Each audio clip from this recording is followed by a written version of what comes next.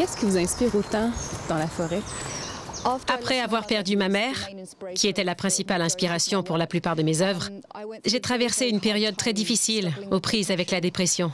Par conséquent, ma façon de combattre cette dépression était de venir en forêt et de parcourir les paysages autour de chez moi.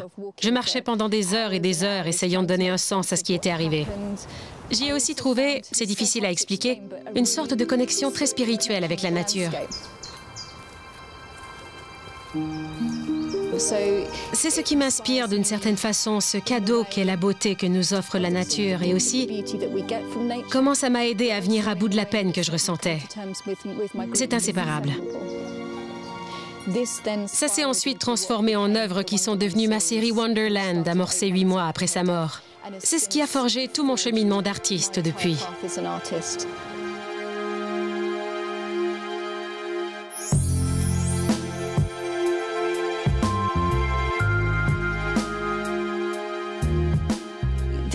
Voilà mon évolution personnelle en tant qu'artiste photographe. Ça incorpore des éléments d'histoire de l'art, de la mode, des émotions, mon rapport avec la nature. C'est comme une immense célébration de tout ce que je trouve important. J'imagine que d'une certaine manière, c'est pour ça qu'il s'en dégage un tel sens de pouvoir, que ça a un impact si puissant. La photo est devenue ma voix quand je n'arrivais pas à parler de ce que je vivais. Ma seule façon de m'exprimer, c'était en créant de l'art, en canalisant ces émotions à travers l'appareil photo.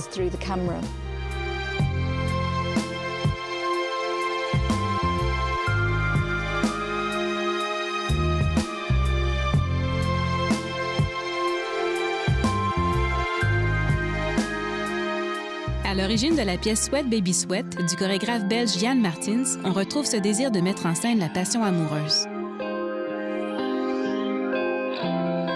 De l'enthousiasme des débuts jusqu'à la rupture, en passant par les baisers, les caresses et la fusion, puis la fatigue et le rejet, les danseurs vivent devant nous tous les emportements de l'étreinte amoureuse, y compris l'apaisement final, douloureux, mais aussi porteur d'espoir. Tout mon travail émerge d'un point de départ autobiographique. Quand je travaillais à Sweat Baby Sweat, je vivais un moment difficile dans ma relation et j'ai voulu faire une performance à propos d'un couple qui vit une relation, mais qui est dans cette relation parce que chacun a peur de se retrouver seul. À cette époque, je m'intéressais aussi au canon de l'histoire de la danse, au pas de deux que font l'homme et la femme, l'une des choses les plus répandues au ballet. Je me demandais si je pouvais encore ajouter quelque chose au vocabulaire de la danse, trouver une nouvelle façon de parler de la relation homme-femme. Pour créer Sweat Baby Sweat, le chorégraphe et ses deux interprètes ont d'abord utilisé des techniques d'improvisation, ce qui a permis aux danseurs de s'apprivoiser et de développer la complicité nécessaire pour cette pièce, où ils passent de longs moments soudés l'un à l'autre. On a travaillé sur une chose en particulier, la connexion visuelle entre les deux interprètes. Ils ne regardent jamais ailleurs. Ils se regardent toujours dans les yeux et sont connectés du début à la fin. On peut voir ça comme une longue scène où ils font l'amour. Et il y a aussi des qualités tantriques, la manière dont les deux corps se plient l'un dans l'autre, comment ils se couchent l'un sur l'autre.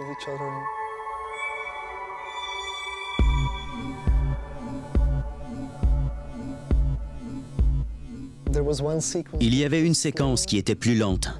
Et un jour, en répétition, on s'est dit « Ok, on va tout faire plus lentement ». À ce moment-là, on s'est mis à bien le sentir, parce que la lenteur rendait ça plus intime, plus intense, plus sensuel aussi. La lenteur met en évidence la dimension érotique de l'œuvre.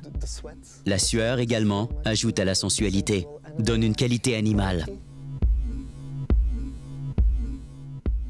Dans la salle, il y a une sorte de voyeurisme qui s'opère. On joue avec le fait qu'ils peuvent voir ces deux corps magnifiques et continuer de les regarder. C'est gratifiant aussi. Ce que j'aime, c'est de voir que l'auditoire au début est vraiment avec les deux danseurs. Et plus vous regardez, plus vous entrez dans votre propre passé, dans vos propres histoires d'amour.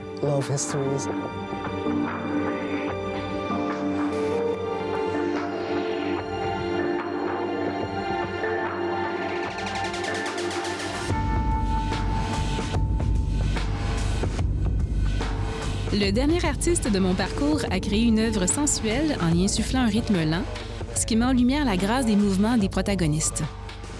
C'est dans ce petit studio que vit et travaille Rino Stefano Tagliafiero.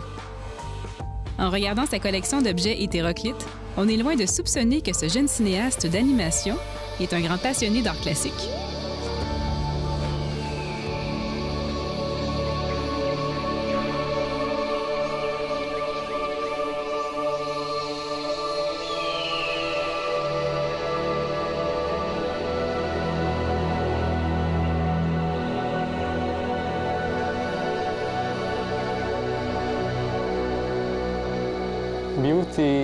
Beauty est né de ma volonté de raconter les principales émotions humaines, en commençant par la naissance jusqu'à l'adolescence, l'amour, et puis l'effondrement émotif qui nous fait sombrer dans la dépression, le tourment, tout ce qu'il y a de plus sombre. Et on aboutit à la mort en fin de compte. De la vie à la mort, en passant par toute la gamme des grandes émotions humaines. Le message de Beauty est que les belles choses de la vie, tout autant que les plus pénibles, font partie de la vie. Il n'y a pas que le côté positif de la vie qui peut être beau, mais le négatif aussi, la douleur, la passion. Même la mort est belle.